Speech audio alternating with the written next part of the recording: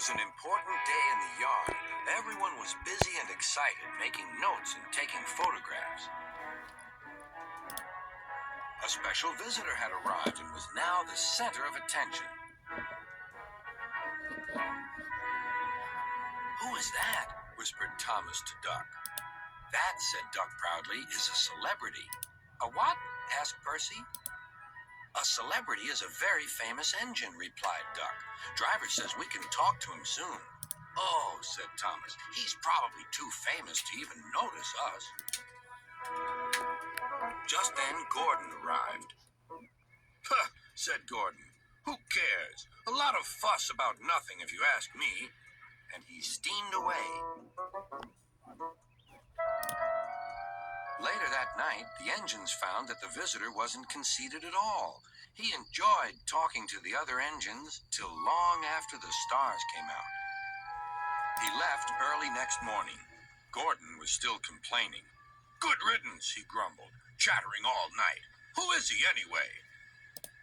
"Duck told you," replied Thomas. "He's famous." "As famous as me? Nonsense."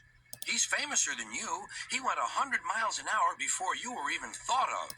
"Huh, so he says," huffed Gordon, "but I didn't like his looks. He's got no dome. Never trust domeless engines. They're not respectable.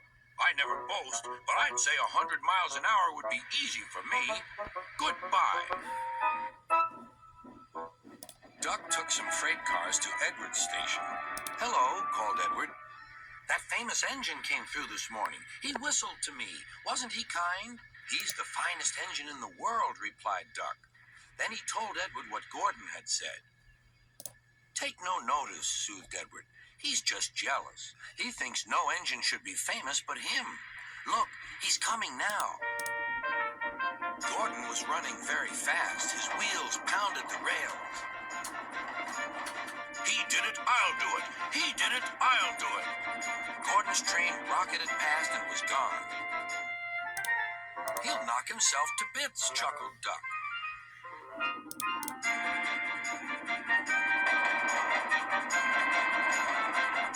Gordon's driver eased him off. "Steady, Gordon. We aren't running a race." "We are then," said Gordon, but he said it to himself. Suddenly, Gordon began to feel a little strange. "The top of my boiler seems funny," he thought. "It feels as if something is loose. I'd better go slower." But it was too late.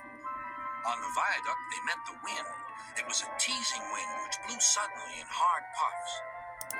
Gordon thought it wanted to push him off the bridge. "No, you don't," he said firmly. But the wind had other ideas. It curled round his boiler, crept under his loose dome, and lifted it off and away into the valley below. Gordon was most uncomfortable.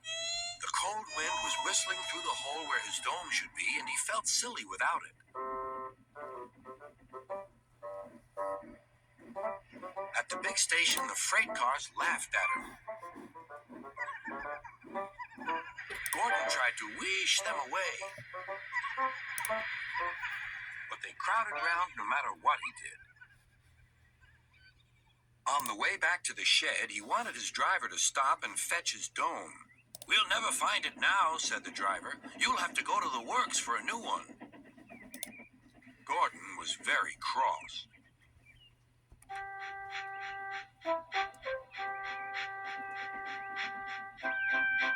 "I hope the shed is empty tonight," he huffed to himself. But all the engines were there waiting. "Never trust domeless engines," said a voice from somewhere behind him. "They aren't respectable."